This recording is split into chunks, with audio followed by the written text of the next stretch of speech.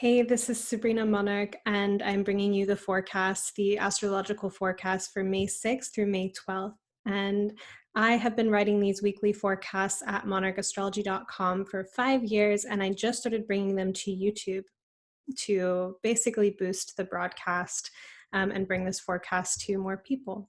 So I have been just sharing like a PowerPoint and speaking, and I actually had a dream of recording the next forecast video with my face in it. And I'm someone that really likes to build a bridge between my dream reality and my lived or 3D reality in a variety of ways. So I decided to get on here on video today. We have so much going on this week. There's a full moon in Scorpio in the midst of Mars and Mercury changing signs. They're leaving fixed signs and entering mutable signs. And then we also have a Venus retrograde. So Venus is stationing retrograde, and Saturn is also going to station retrograde. So I was having, as I was thinking about this full moon in Scorpio combination with Venus retrograde in the sign of Gemini, there's this mix between the lighthearted, kind of frothy, bubbly energy of Gemini and the underworld intrigue of Scorpio. So I'm going to set the stage for that and get to the slides. And thinking about this combination of Scorpio and the kind of dark intrigue of Scorpio and the lightheartedness of Venus and Gemini, I was reminded of a scene or two excerpts that I have from a book that I wrote called The Garden of Sleeping Hammers, which I have not yet published. I'm thinking now of self-publishing it. I actually finished writing it before I started writing forecasts. I had finished writing the novel and then sat down with a piece of paper to brainstorm the next phase of my life. And when I write horoscopes, I saw a big blue light and decided that would be what I would do next. So this novel is kind of at the foundation or bedrock of a lot of what I do now. But if you'll indulge me, I wanted to share this passage because I think that it has the Scorpio Gemini vibe all over it. I felt as though in life I had been frolicking around like a rabbit with other rabbits, engaging in amusing activities like improv and comedy nights as a disciplined and intentional practice. I did it because otherwise I was broody and depressive. I continually sought the company of fun, comical people and learned to behave as one of them, though truly there was something below, a much deeper bass tone not being accessed because there was no space in my environment for it. It was the part of me that voiced existential ruminations in groups of people, but received crickets for response. Yet that part of me was soothed now, so even as I watched on the airiness of it all, as an outsider, playing croquet and having light conversation, I felt secretly contented. Now everything was like a pleasant dream, long skirts folding into the grass, the sun rising up over the trees, lavender mint cocktails. Then it was though after running around the meadow so much with other rabbits, a wolf entered my sphere and leveled with me, saying, "You aren't really a rabbit. I've been watching you. Anyone who is not a fool could see that you are no rabbit, but are truly a wolf. Come with me, I will show you where our kind reside." And then the wolf leads me into a darkened cave that holds a vision of a shimmering light at the end, deep, far within.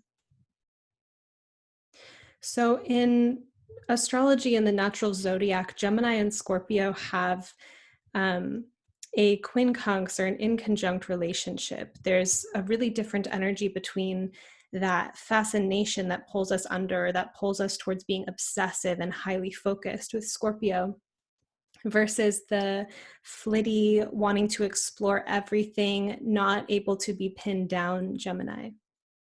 And I'm feeling that with the vibe, with this growing Scorpio emotional energy, but with Venus and Gemini, that there's that paradox or that kind of contrast at play in our own lives of this capacity for like a frothy, lighthearted, croquet in the park or, whatever you're doing in social distancing, if you're going outside, versus this kind of deep, scorpionic, plutonic, underworldly emotional vibe that's also running through our current skies.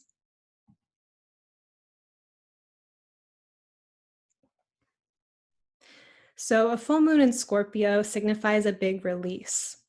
We're not meant to hold on to everything in this life, and eventually we will leave this life with no physical possessions and no body either. Except if you believe in reincarnation like I do, and you want to entertain this reincarnationist train of thought with me, we will bring our accomplishments, our lessons learned, and our unresolved emotional imprints and baggage into the next life. So, why am I reminding you of this? Well, sometimes by the grace of life and the changes that time brings, we loosen up our deeply held resistances, grudges, and negative patterns just because. But a lot of the time, we do have to make that choice to let go. And with that letting go, we essentially free fall into a different kind of life that we've never imagined for ourselves. Venus in lighthearted, clever, and impossible to pin Gemini is stationing retrograde this week, and we may be feeling the invitation from life, whether that's a call from within or within our environment, to have more fun, to be frivolous, to play for the sake of play. Some magic teachings go that if we cannot laugh, we really are in a dire place indeed, and not in the best place to be performing magic. And yet the underworld, our grief, and our deepest feelings have to be fed as well. When we feel like our emotional psychic life is rich, it's easier to settle into some clever small talk and not grasp at the hope for that small interaction to be something deeper or more intense or more stimulating or more meaningful. We can frolic along the surface, secretly or not so secretly contented at the depth of our inner life and our connection to Eros. So I'm imagining, and I invite you to imagine with me, that there's a negotiation happening among the transits this week that goes like this. Frivolous, bubbly delight awaits you, like a birthright. It's difficult to recognize when one's mind and spirit is burdened with preoccupations sourced in the energy of resistance. Preoccupations sourced in the energy of resistance. What have you refused to let go of? What deep emotion have you not allowed yourself to feel? A bright, decadent garden flourishes from a soil that is made of dead things. It is a balanced relationship with death and dying that also opens the way for blooming and lightness. It is a paradox that requires a capacity in one's being to be open to a greater bandwidth of tenderness, grief, and bliss alike, capable of skipping along each note without ever getting stuck in just one. And this is a quote from Catherine Woodward Thomas. Some people tell me that they would rather die than continue living without love in their lives. Yet trying to get them to shake up their routine, forgive someone who has clearly wronged them, or let go of old, outdated ideas about who they are and what is possible in their lives, and it's like pulling teeth. Having the willingness to let go is absolutely the one crucial key to transforming our lives. Hence the stereotype of bottoming out before one is willing to change, which implies that most of us are not willing to let go of our way of doing things until we've completely bankrupted ourselves. Ask yourself, am I so stubborn that I must lose everything and everybody who comes into my life before I become willing to change? Am I so set in my ways that I would rather let loveless days turn into loveless weeks, turn into loveless months, turn into loveless years before I become flexible enough to try something new? You must challenge yourself by asking, how am I willing to be inconvenienced, to be uncomfortable, to be wrong? How willing am I to surrender control, to follow directions, to take real risks where I might actually fail at something? Wherever you've answered with a resounding negative, or even hesitated just the slightest bit, is probably the exact place you will need to go in order to expand your opportunities for love. So before we get into our week, oh, and I guess I want to present why I'm sharing this quote, is that, we're talking about Scorpio and our deep emotional fixations and obsessions and the promises with Venus and Gemini to feel lighthearted and to have this breezy experience of the exchange of love, for it to be so easy, to be so fluid. It's Gemini is a mutable sign. And what kind of like things we're holding on to that are blocking us from the flow of giving and receiving love. So before we get into the week, I just want to announce that there's a new episode of Magic of the Spheres out. This is my podcast. It's about astrology and all things spiritual development and personal evolution. And this episode is about mindful dating with a human sexuality researcher and dating expert. And this was a super delightful conversation, and just in time for Venus and Gemini, which is, I think, a pretty bubbly, effervescent vibe about talking about love and considering new ideas about love and connection. So I hope that you'll go check that out. That's our most recent episode. And here's our week. So on May 7th, we have Mercury in 20 degrees of Taurus, sextile Neptune in 20 degrees of Pisces. And this is at 3:42 a.m. Pacific.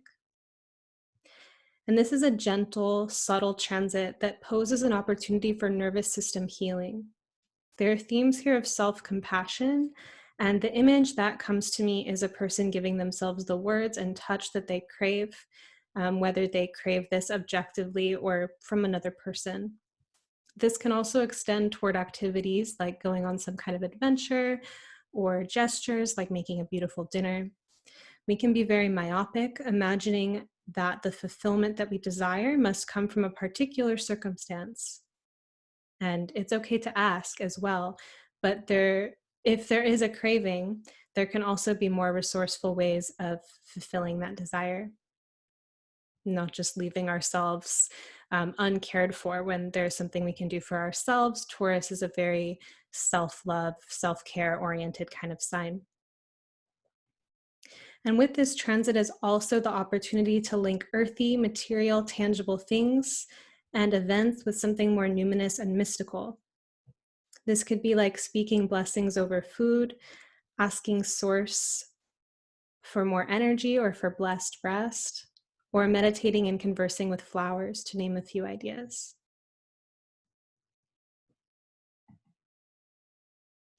And then we have a full moon in Scorpio later that day at 3:45 a.m. So this is May 7th. And while the sun is in Taurus, our attention is drawn to pleasure, sensuality, and wealth. In Taurian experience, we can be reveling in abundance, but we can also experience stagnation. It is a fixed earth sign, so that can be heavy. Stagnation is in part due to holding on to things which we no longer need. A Scorpio full moon is a great time to identify sources of stagnation and to let them go. I mean, not only is the full moon itself about letting go, but also Scorpio is very much about letting go. So it's an extra. If you like to practice divination on full moons, it may be helpful to ask for guidance around what you may let go of.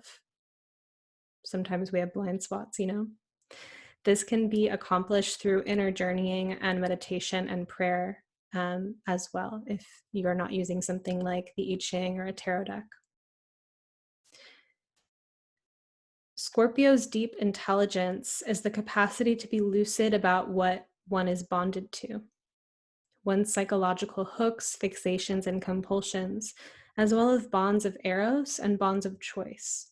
So by bonds of eros, I simply mean the glue that is erotic or allurement, or the experience of deep fascination and the desire to merge. So when we feel drawn, there's kind of like a glue there, or even if you think of gravity as erotic, there is this glue that is holding us to the earth. And gravity is compulsive, you know, it just does what it does, no matter what. And just as important as it is to let go with Scorpio, it is also important to bond intelligently. Life is a complex web of relationships, so connection is inextricably part of our experience. The question of where we find the deepest value, or the question is of where we find the deepest value, and thus where do we invest? When it comes to places we invest our energy compulsively, as in an addiction of some kind, And addictions can be very obvious types of addictions, like to substances, but there are also emotional or pattern types of addictions. And these can just be things that are, like an addiction to negativity, like always having to see the worst in something. That's if that's a pattern that has a really heavy draw, a heavy repetitious draw. And so breaking out of it is kind of similar to breaking an addiction. So when we do invest our energy compulsively into something that we're addicted to, we can feel a momentary satisfaction or catharsis, but we are being taxed and drained in the exchange. This full moon may correlate with a reveal of some kind of where this leak is, say like an unconscious pattern coming to light, or our willingness and capacity to let go may be ripening. So letting go isn't necessarily easy, otherwise we would do it. It's one of those Scorpio Taurus mysteries of how to let go of the things that we hold on to so dearly and so intensely, even if they're not good for us. I think of it like being in a stuffy room and refusing to open the window. It's like we know it would be good to make a change, but for whatever reason, we're just like in that space that we're in. Also, growing into fuller light and lucidity is our relationship with power and being empowered. We leak our power to others or to other forces in unconscious ways, such as when we aren't authentic in the world for fear of being judged, or we dim our light for fear of making other people uncomfortable. These examples demonstrate the choice both to be personally disempowered, but also to enable other people's fears. Scorpio and its modern ruler Pluto relate to the power that has been kept down and underneath, often from fear. When it first emerges, it can be volcanic, like pressure released. To integrate the wisdom of Taurus, Scorpio's polar sign and where the sun currently is, and you know that the full moon is always the moon in an opposite sign of the sun, reflecting the full light of the sun, right? So Taurus has this wisdom around building and cultivating. So we could be building and cultivating an increase in our power in such a way that we can contain it. This is like leaning into one's edge. Leaning into the edge means we face our fears and our resistances at the edge. We don't back away from the challenge and stay complacent and comfortable, but we also don't push too deep and too far into territory that we're not ready for. We just play with the edge. And over time of playing with the edge, we steadily increase our capacities and we expand past prior limitations. It takes a really deep inner intuition and wisdom to know how much to push, right? And sometimes we also work with others, like a coach or a mentor, a guide, like someone that we are trusting to help us move past limitations. And this often happens in a casual way too, in our connections, in our friendships. The people, when we really give ourselves to relationship, when we're really actually changed and affected by the people in our lives, they do bring up stuff in us, and they do bring us in touch with aspects of ourselves that we may be changing, right? So there's that quality with Scorpio of merging and trading energy and energy exchange. And the purpose of that is to help us move past our limitations, because we have our own energies, we have our own selves, and we come with these like affinities and talents. But what does it mean to trade or exchange with others who have other talents and affinities, and thus put us in touch with where our growth edge is?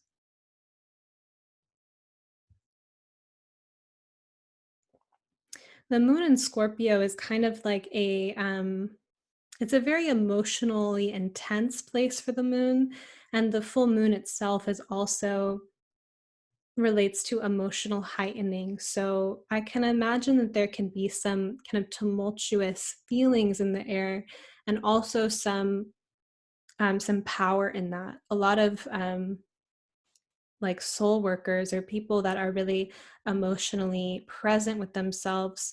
I think there's this realization that we can come into that our emotions are our power, that when we have like currents of energy moving through us, we can either be disempowered by that and kind of like emotionally hijacked, or we can feel a resonance with that voltage that's running through us and learn how to channel and harness it. Learn what it's telling us about ourselves. What's the message? Why am I angry? Why am I sad? Like Scorpio really wants to investigate and know like why.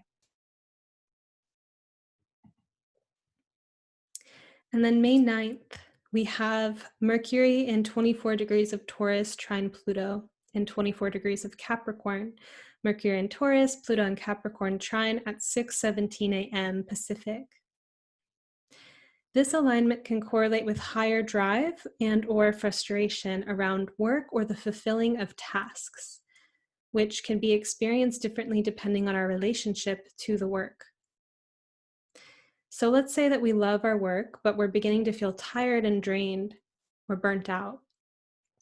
This can signal a variety of things, such as the need for rest or downtime, or the need for a reconnection to the why behind the work, the eros, the drive behind the work. There may be places of diminishing fulfillment because we have grown lazy or apathetic about something we were once more enthusiastic about. If we do not challenge this trend, we may grow more thoughts and feelings of disenchantment. However, we also have the opportunity to purposely seek newfound inspiration around our routines and what we have committed ourselves into day in and day out. The feeling in our bodies around work and accomplishment right now may feel heavier, like it takes a little or a lot more energy to get started, but that we have some power and momentum when we do, and we are resting harder. This will pass. But as the gears that keep our life in motion slow and grind a little more, there is an opportunity to become more present with the nature of our motivations and the kinds of thoughts that we have in the process of work or a task. Is the blaring thought of "I'm tired" an accurate reading, or is it an unintentional spell? So I speak this from experience of, I think that anyone who follows me and sees my productivity and my output can see that I work a lot, or that I work, quote, hard. But I also feel like I get tired a lot. And sometimes I have work that I need to do, but I'm tired. And I feel like this kicking and screaming, like inner child is like, I'm tired, which is something that I tend to in terms of rest and care. But other times I just have to acknowledge like I'm tired. And then source, please grant me the energy to do this work. And I'll see like a light and feel a boost of energy suddenly, and realize that when I say the words "I am tired," that's a spell, that I'm in a sense, like I'm essentially kind of casting that upon myself. And that's just kind of a laziness of language. It's different to feel tired, but I find that the thought of "I'm tired" just makes me feel heavier and heavier and heavier, right? So I think with Mercury in a very hardy, heavy earth sign like Taurus and trining Pluto and Capricorn, that there's some power and some magic at an esoteric level to the words that we speak and the thoughts that we think, and that this can be a time where our thoughts are revealing where we feel heavy and downtrodden. And is there a way that we can think more heartily that supports us or empowers us for whatever it is that we have decided we want to do? Of course, there's the question, for some people, they totally feel like they're in the wrong place and they have to quit their job and whatever. But let's say it's not that extreme for you, and you know that you love what you're doing, but you're feeling kind of heavy. That's the energy that I'm talking about. Now, if you're in the place where you're like totally not sure what you're doing with your life, that's more of kind of like being at an impasse around purpose. And that's a great time to seek like readings, for example, or to find help from people in your community. So I am available for astrology readings for bigger questions like that as well. And I'll talk more about that at the end. May 10th, we have Mercury in late Taurus, 27 degrees of Taurus, trine Jupiter in 27 degrees of Capricorn. And this is at 7:36 a.m. Pacific. Just as Mercury's trine to Pluto and Capricorn may relate to a little more heaviness around feeling motivated, in the process of potentially discovering deeper reserves of energy when we apply ourselves, Mercury's trine to Jupiter does the same thing, but with questions of faith. We may find our resting baseline level of optimism lower at this time, but steady effort around happiness and gratitude can have robust returns. I think of this a lot with Jupiter and Capricorn. Like Jupiter's our sense of being optimistic and expansive, and in Capricorn, Jupiter may be working a little bit harder to get to those states. And there's a lot of strength and character that's built in that. I know for me that my practice with law of attraction and raising my vibration really comes from experiencing depression and pulling myself out of depression. So meeting our most dismal states with optimism is strengthening the muscle of optimism. Is one way to look at it. You could consider a child that you love very much, who you would be happy to cheer up, who, although they are also quite absorbed in their sadness or their disappointment, this child, you can see a bigger picture that they at the moment cannot. This rallying energy that you can possess, or that you do possess, to cheer them up, may be an inner resource to be generous with this week, both to yourself and others. It's like reaching into a dark bag that one supposes is empty, and then pulling out stars. Some things can be created from what feels like nothing. Later this day, the sun in 20 degrees of Taurus will sextile Neptune in 20 degrees of Pisces.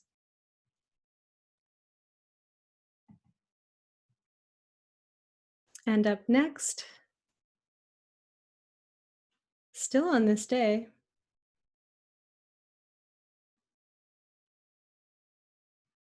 I think, having a little trouble with my notes.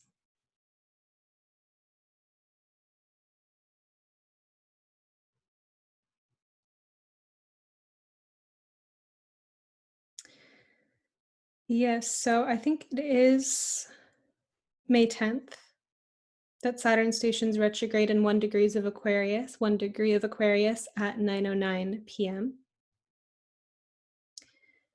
And Saturn has only recently entered Aquarius, and after retrograding so early into the sign, Saturn will re-enter Capricorn on July 1st, 2020.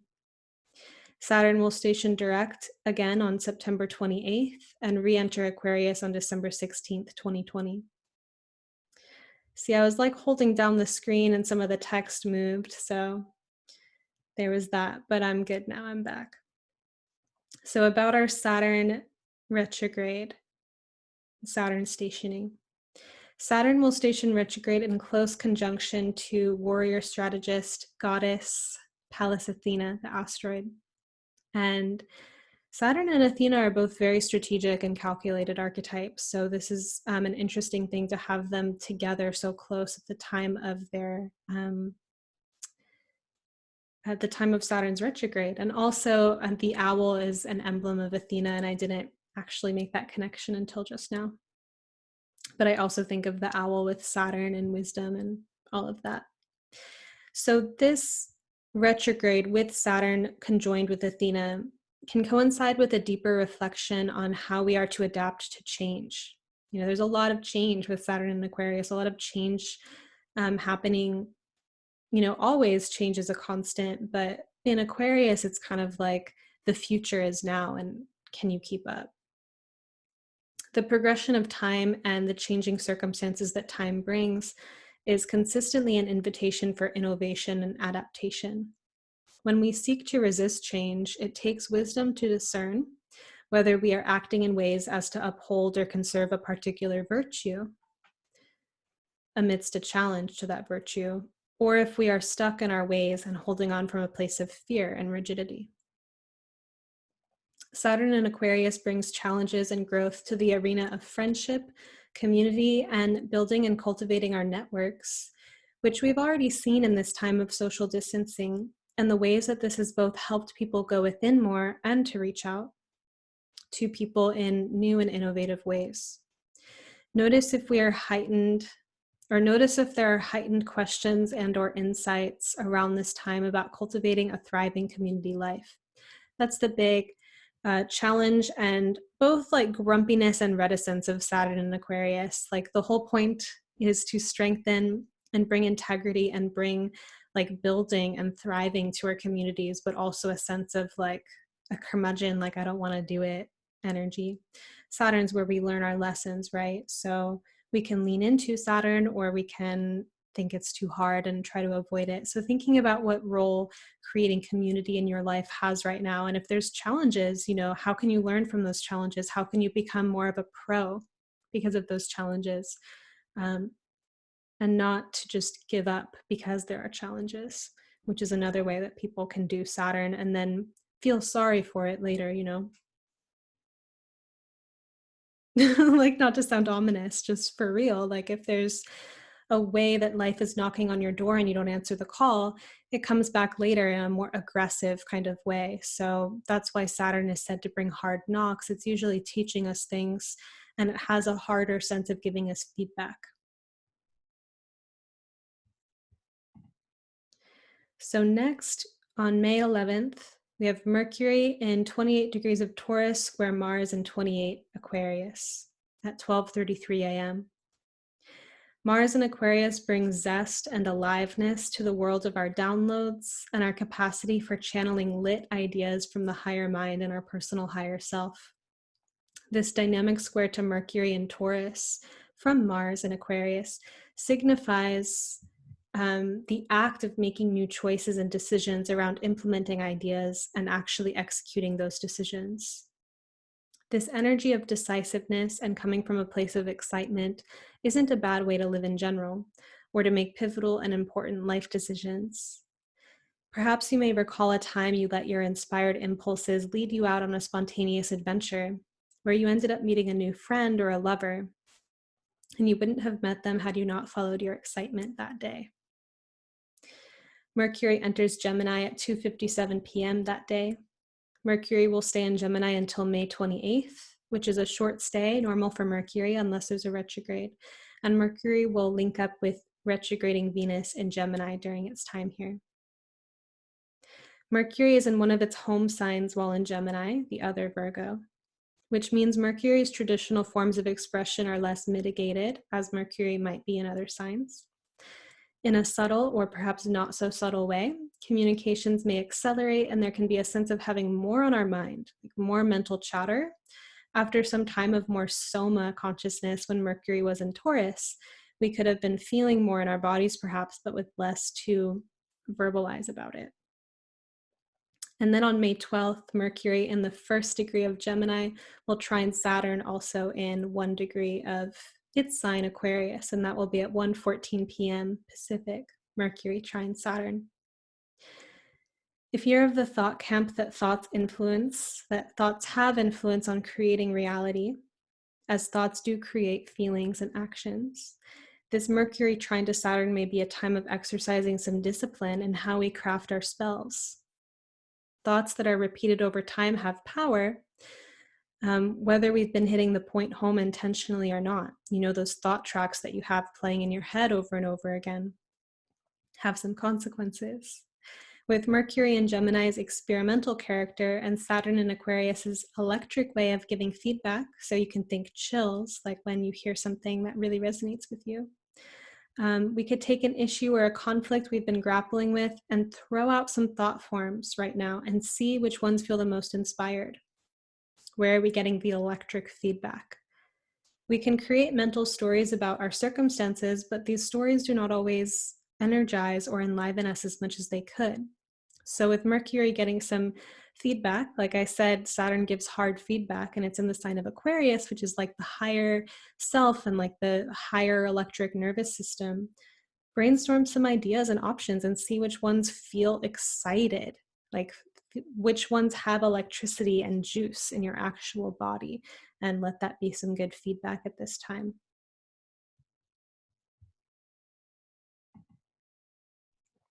And then Mars enters Pisces at 9:17 p.m. I've written some articles about natal Mars and Pisces, and I'll leave those links in the show notes. Mars in Pisces harmonizes personal will with divine will in much a similar way that a surfer harmonizes with the ocean. When our ego is overly insistent on having its way without tuning in, it's like trying to fight the ocean, and subsequently one will feel victimized or so disempowered at how powerless that they feel in the face of a much vaster force. Likewise, many surfers, to keep with this example, feel this sublime sense of flow when they are out in the ocean. And we too can feel a sublime sense of peace when our personal will is linked with the divine will. This is the sword or the weapon of Mars and Pisces, if you will, that one must learn how to wield and that we can be challenged to work with at this time. If you can recall a time you went against your intuition or against the flow of reality, and tried to force something and felt undone by your efforts, it's this kind of thing. Likewise, excessive surrender, just waiting for things to happen on their own all the time, has its risks of dissolution of self as well. So, when I was a yogi, I was doing Ashtanga every day for a couple years. The teachers that I had would often talk about the balance between strength and flexibility. So that's like your will versus how much you're willing to surrender. That both are required. And I think Mars in Pisces is especially artful at linking and merging the personal will with the divine will, which gives one great power because Source is the ultimate power. Any form of power in this universe comes from Source, as everything comes from Source. So linking our willpower with that force means that we don't assert our own agenda that's out of the flow, but we also get infused with divine inspiration and can act in an inspired way. So it's kind of like a yoga of will. Ideally, the universal will and the personal will shouldn't be at odds. The more true we are with ourselves, the more we are with our source, and vice versa. Mars in Pisces can relate to piercing the fog that separates us between our divine inner nature. To the extent that we are attached to our fantasies of separation, that we do not, come from Source, or that we are not part of Source, the more we will feel disillusioned by this apparent loss of self that is linking the personal will with the divine will. Linking the universal will and the personal will does not mean ceasing to have personal dreams or aspirations. It means bringing personal desires into conversation with the universe and trusting that your heart's desires are not just your own, but also Source's. Did Source, in a sense, place that desire in your heart? Someone might look at it that way. Prayer, meditation, and asking for guidance and support are all ways to merge the personal and universal will. So I always recommend having a good universe conversation practice. I call it prayer, but prayer is a word that triggers some people because of its religious connotations. But like, I talk to Source all day, every day. That conversation is ongoing. And when you really approach the universe as something that you believe has mysterious, subtle power, and you believe that there is something out there more than you can understand, and you court that force in the universe, and you talk to it, and you speak to it of your dreams, and you ask for messages, that conversation will open up more connection between you and the universe. It's not just something that you do once and like, voila, you're done forever. It's an ongoing practice. So thinking about, if you kind of scoff at the thought of talking to the universe, or it's good for you, but you haven't done it in a couple months since you last did a tarot reading or something like that, think about having a conversation more frequently with this mysterious source from which we all come. That practice can be really enlivening, especially when Mars is in Pisces. But I think enlivening in general. But I am a Mars in Pisces person. Then Venus will station retrograde in 21 degrees of Gemini. This is May 12th. Right? So much happening May 12th. Yes, it is May 12th. And if you listen to a recent podcast episode of Magic of the Spheres, it's episode 49. This is with Melanie Gurley, and we talk about the upcoming Venus retrograde as well as Mars retrograde later in the year. So do check that out where you listen to podcasts, and I'll leave the link in the notes as well. Venus will station direct again on June 24th, so we're in for a bit of a retrograde, right? Venus retrogrades are journeys of the heart.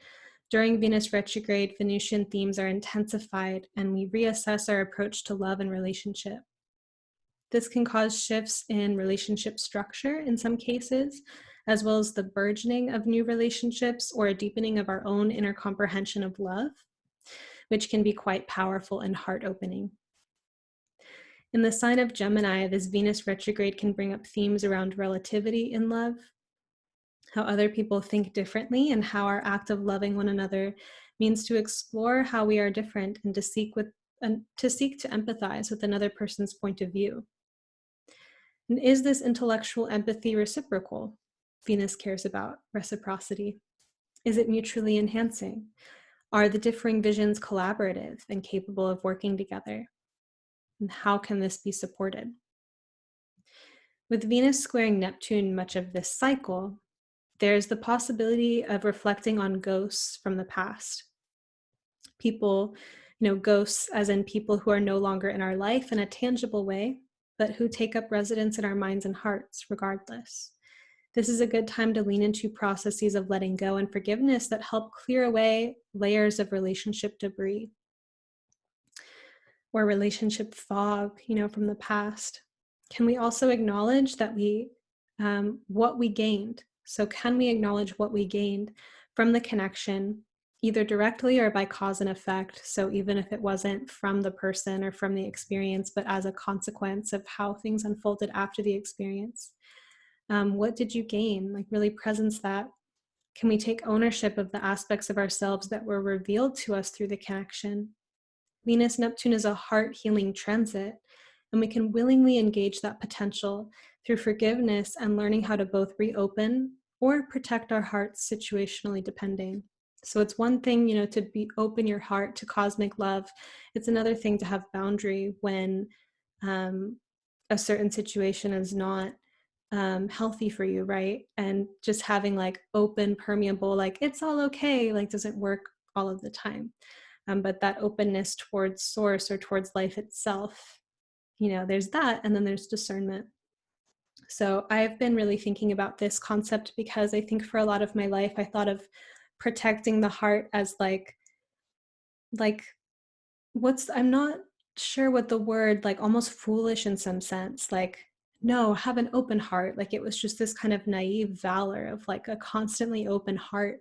But then to actually think of the valor of protecting the heart, that is, what's so powerful about the heart, this center of our being, that we have to protect it, and to think of it, differently in that way. And that's been helpful for my own heart healing, to think about opening my heart and also protecting my heart, and which situations call for which and how. Venus in Gemini resonates well with the love letter and words of affirmation. So we may consider how we can express our heart through language, and how language can be a bridge to greater intimacy and to connection. So that's what I have for you. I would love it if you subscribe to this channel and rate, or give a thumbs up. I'm like rate and review. I'm speaking in podcast. So go ahead and like this and leave a comment. Let me know how you're doing with all these transits and what in this video stuck out to you. If you got some images or memories or just interesting thoughts come through, feel free to add those to the pool. What comes up for me when I write these forecasts is that I get images and downloads. So I really trust that kind of inner eye. And so if you had an experience with your inner eye, thinking about those images, and of course, when it comes to these images that come to us, there is a way to work with them. Like in dream work, you can kind of feel those images and those sensations suffuse you, but there's a discernment and like a deep wisdom in making meaning of those images, right? So the dream that I had to get on here and make a video and show my face this time, I felt yes, like, okay, I'm just going to do that. But I don't just blindly act on every single dream or divination, because then I would be confused. And, I've done that before, actually. I got into a little bit of trouble that time in my life because um, it was at the precipice of me learning better discernment with my spiritual life. So, thank you so much for listening to this. And if you want to read the written version of this forecast, you can go to monarchastrology.com. You can find me on Instagram at SabrinaMonarch, Twitter at Sabrina_monarch. You can sign up for my mailing list and get the written forecast sent to you every week, and also be in the know about my upcoming courses. I teach an evolutionary astrology intensive that's currently in session, but you can be in the know or in the loop about when it opens up again. It's a really fantastic course that's been super life altering for the students who have run through the course. Amazing communities gather, and I love sharing the whole language of astrology and giving you a foundation to have a personal practice with astrology, to really feel the archetypes inside of you, so that you can think critically about astrology and also have a deep spiritual personal relationship to the archetypes as though they are beings, which is how I feel about them. That you can have a relationship with Venus. You can feel how you can participate with Venus by studying and getting to know her. So really approaching the chart from this, or the transits of the current moment, or your own personal natal chart or other people's natal charts, from this plus-minded, spiritual, soulful mindset. So that's all that I have for you today. Thank you for being here. And again, please leave this a thumbs up and a comment, and I'll be back next week.